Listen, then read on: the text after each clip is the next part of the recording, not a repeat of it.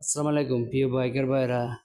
আজকে এক ভাই আমার কাছে আনছে ইয়ামা গাড়ির একটা অয়েল চেঞ্জ লাগার জন্য।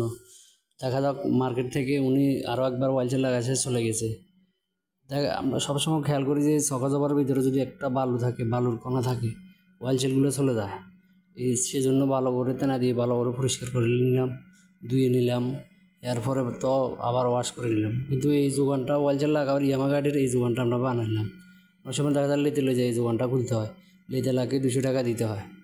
দেখা যাক, আমরা এই অয়েল জেলটা লাগাইলাম মার্কেটের, কতদিন যায়। ও বাইরে দিয়ে একটা টেস্ট করে দেখলাম ইয়ামা গাড়ির অয়েল জেলগুলো কীরকম যায়। একটা অরিজিনাল অয়েল জেল নিতে গেলে 600 টাকা 400 টাকা নিয়ে ফেলে।